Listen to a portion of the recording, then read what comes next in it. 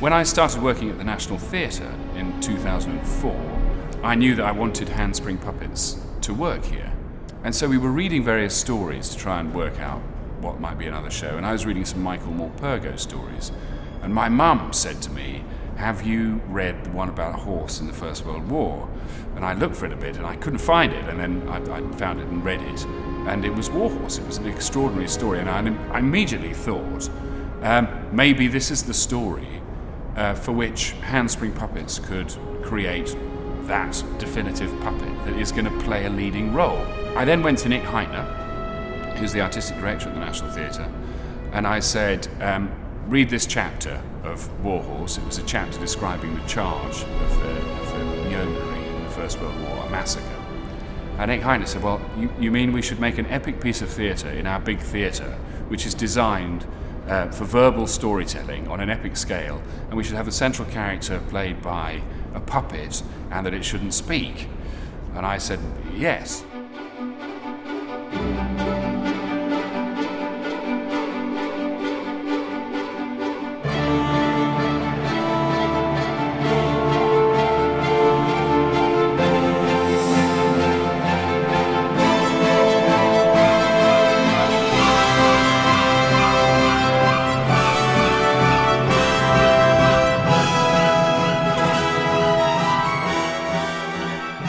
We know, all of us, that the best children's books, even picture books, which people think might just be written for little children, but the very best picture books by Quentin Blake, or Where the Wild Things Are, or, you know, extraordinary stories which are told, are for everyone. And a parent and a grandparent sitting reading one of these stories to a kid loves them. You love the pictures, you love the story, because they're just terrific tales for everyone. I don't care whether you're 3 or whether you're 93.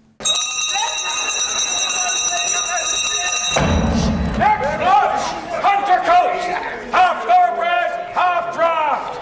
Draft mother and a night of passion with a thoroughbred. Just like mine did. That's it. Down. What? The hardest thing actually was to create the weight of a horse, just anatomically, so that the puppeteers could, through their movement, realise the horse's weight and actually manipulate the legs so that the horse, when it moved forward, you could see the muscles of the weight of the horse. We'd work out the walk of a horse, you know, which has a certain rhythm. There's a certain point where the horse has to pick up a step, otherwise it doesn't look right. So I would slowly start with the puppeteers, with Adrian and Basil, literally finessing little tiny moments.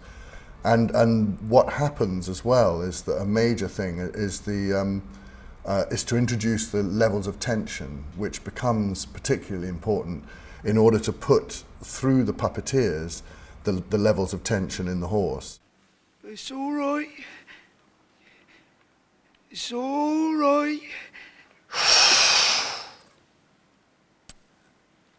Good boy. Good boy. Working with the horse puppets, in preparation, before I even met the Joey and Topthorn, before I met the puppets themselves in action, I went and spent a lot of time with real horses, thinking that I have to project a lot of what a real horse is onto the puppet. But actually when I walked into the room for the first time and met Joey as a moving, living horse, it's very easy actually to believe that it is a horse without having to project anything upon it. There's not much acting required in that area, because it's so instinctive and in the moment and breathing and living. That's a good start, Joey. That's a good start, boy. I think what I've learnt from this production, more than any other, is this extraordinary way that everyone involved in it, from the lighting to the design to the direction to the script writing to the acting to the music, everything, everyone, it seems to me, has somehow joined together to make this thing work. whoever it is behind the scenes, pulling whatever switch, doing whatever, is as important as everyone else in the making of this show. And they all know that. And there was a togetherness about the whole thing, which I found moving and enormously telling. It's why the production works. It's because when those people come together to make that show, they put heart and soul into it. They believe in it, they make it. Unbelievable hard work, because I watched them. I watched these puppeteers sometimes, 3 of them together with no puppet around them, making all the movements, doing all the action, teaching each other of how it is to be a horse frightened, a horse worried. You know, what a bunch of people and what a show they've made.